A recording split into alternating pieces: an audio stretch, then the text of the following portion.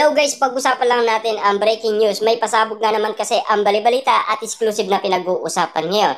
Diyos ko, Daniel Padilla pinag-uusapan, hindi niya iiwanan si Catherine Bernardo.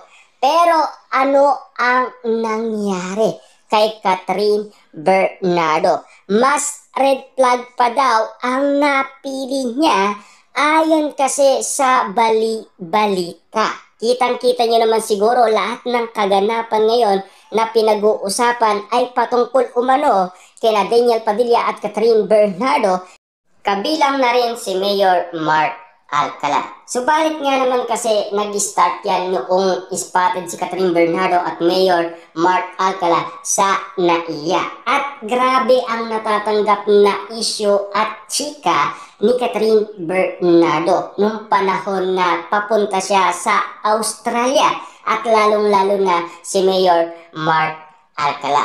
Pero subalit ngayon, pinag-uusapan na naging okay sa maraming tao si Daniel Padilla. Bakit nga naman kasi? Dahil nagustuhan umano ang kanyang acting dahil sa kanyang teleserye na Incognito. At hindi lang yun, siyempre, kung red flag si Daniel Padilla, mas naging red flag daw si Catherine Bernardo. Bakit nga ba?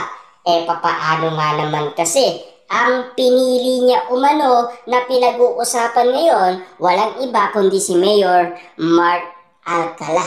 At ang sinasabi nila, mas red flag daw ito at lalong-lalo na sabongero daw ito.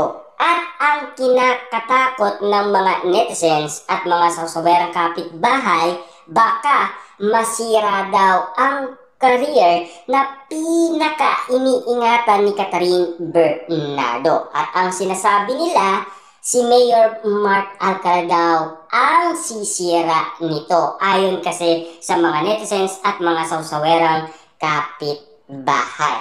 Subalit, nagkataon nga naman kasi pilit binabalikan ng mga netizens at mga sasawerang kapitbahay ang nangyari noong 6 years na ang nakakalipas dahil sa sinabi ni Daniel Padilla na talagang tumatak umano sa mga netizens at mga sasawerang kapitbahay, lalong-lalo na sa mga Katniel fans na kahit anong mangyari, hindi iiwanan ni Daniel Padilla si Catherine Bernardo. Kahit na sinasabi niya na matagal na siyang napapagod at marami na siyang beses na napagod, diba? Pero bakit ngayon napatunayan ng mga netizens at mga sasawerang kapitbahay na hindi talaga tamang tao si Catherine Bernardo kay Daniel Padilla dahil mas nauunawaan na nila ngayon kung sino talaga ang pinaka-red flag sa dalawa.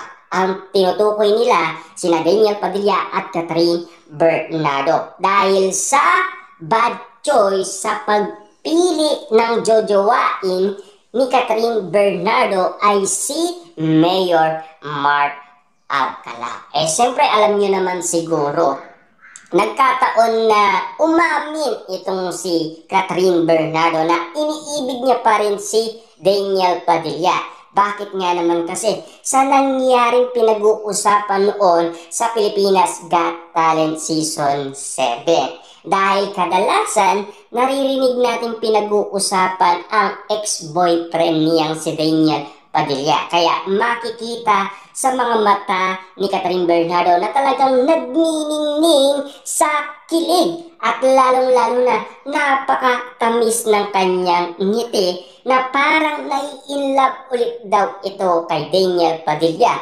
Pero nagparamdam na at talagang todo-todo nagparamdam si Catherine Bernardo kay Daniel Padilla.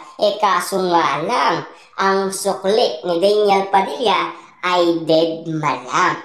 Kasi nagkataon na ganun din ang ginawa kasi ni Catherine Bernardo. Kasi kitang-kita nyo naman siguro, no? Inamin sa atin ni Sian Gasa na nagkaayos na ang Katniel. 99.9% ayon sa kanya at lalong-lalo na nagkabalikan. Kaso nga lang kasi kumontra si Mami Min Bernardo kay Sian Gasa na huwag basta-basta maniniwala daw, 'di ba? Pero maraming issue nung panahon na yon ang Katniel, tulad na lang ng nangyari umano sa Christmas special noong 2024 na talagang nagkita si Catherine Bernardo at Daniel Padilla.